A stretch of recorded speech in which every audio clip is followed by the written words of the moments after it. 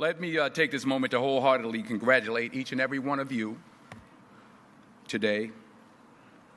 You graduated. You did it. You made it. Congratulations to you.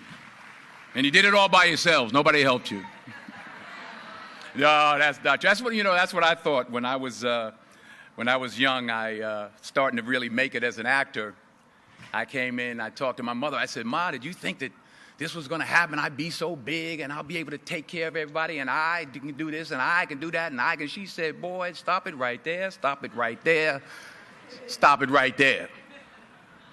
He said that if you only knew how many people that had been praying for you, how many prayer groups she put together, how many prayer cloths she gave me, how many times she splashed me with holy water to save my sorry behind, as she said it. She said, "Oh, you did it by yourself? I tell you what you can do by yourself. You can go outside, get a mop and a bucket and wash them windows. You can do that by yourself." Superstar. So I'm saying that to say I want to congratulate all the parents and friends and family and aunties and uncles and grandmothers and grandfathers and teachers and friends and enemies, all the people that helped you to get where you are today. Congratulations to you all. I'm going to tell about 2-3 stories. I'm going to keep it real short. I remember my graduation. Speaker got up there, went on forever, blah, blah, blah, blah, blah, blah, blah, blah, blah. So I'm going to keep it short. Number 1, put God first. Put God first in everything you do. Everything that you think you see in me, everything that I've accomplished, everything that you think I have, and I have a few things, everything that I have is by the grace of God. Understand that. It's a gift. 40 years ago, March 27th, 1975, it was 40 years ago, just this past March, I was flunking out of college. I had a 1.7 grade point average. I hope none of you can relate. I had a 1.7 grade point average. I was sitting in my mother's beauty shop. They still call it beauty shops now? What they call it now? Yeah, I was sitting in the beauty parlor. I was sitting in my mother's beauty parlor, and I'm looking in the mirror, and I see behind me this woman under the dryer. And every time she looked up, every time I looked up, she was looking at me, just looking me in the eye. And I didn't know who she was, and I said, she said, "Somebody give me a pen, give me a pencil. I have a prophecy." March 27, 1975, she said, "Boy, you are going to travel the world and speak to millions of people." Now, mind you, I was flunked out of college. I'm thinking about joining the Army. I didn't know what I was going to do, and she's telling me I'm going to travel the world and speak to millions of people. Well, I have traveled the world, and I have spoke to millions of people. But that's not the most important thing, the success that I had. The most important thing is that what she taught me and what she told me that day has stayed with me since. I've been protected. I've been directed. I've been corrected. I've kept God in my life, and it's kept me humble. I didn't always stick with him, but he always stuck with me. So stick with him in everything you do. If you think you want to do what you think I've done, then do what I've done and stick with God. Number 2, fail big. That's right. Fail big.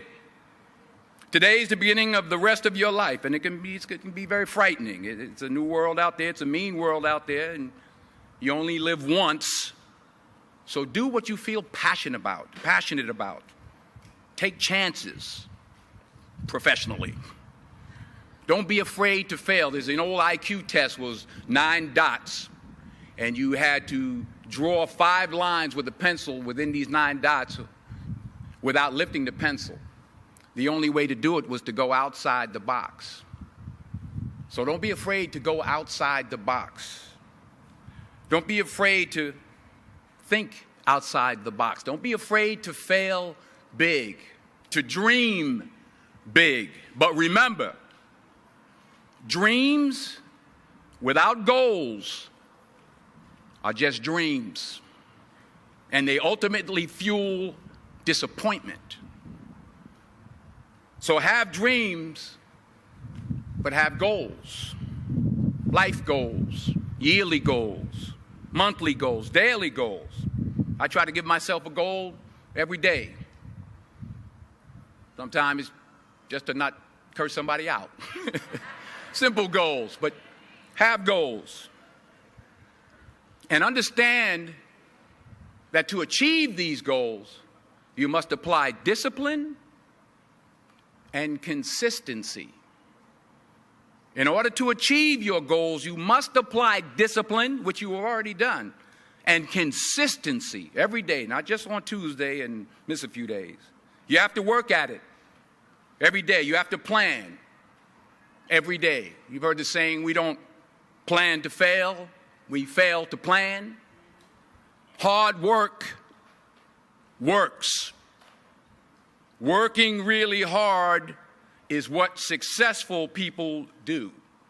And in this text, tweet, twerk world that you've grown up in, remember, just because you're doing a lot more doesn't mean you're getting a lot more done. Remember that. Just because you're doing a lot more doesn't mean you're getting a lot more done. Don't confuse movement with progress. My mother told me, she said, yeah, because you can run in place all the time and never get anywhere. So continue to strive, continue to have goals, continue to progress. Number 3, you'll never see a U-Haul behind a hearse. I'll say it again. You'll never see a U-Haul behind a hearse. I don't care how much money you make, you can't take it with you. The Egyptians tried it. They got robbed. That's all they got. You can't take it with you. And it's not how much you have. It's what you do with what you have. We all have different talents. Some of you will be doctors, some lawyers, some scientists, some educators, some nurses, some teachers. Yeah, okay. Some preachers. The most selfish thing you can do in this world is help someone else. Why is it selfish? Because the gratification, the goodness that comes to you, the good feeling that I get from helping others, nothing's better than that. Well, one or two things, but nothing's better than that. Not jewelry, not big house I have, not the cars, but it's the joy. That's where the joy is, in helping others. That's where the success is, in helping others. Finally, I pray that you put your slippers way under the bed tonight, so that when you wake up in the morning, you have to get on your knees to reach them.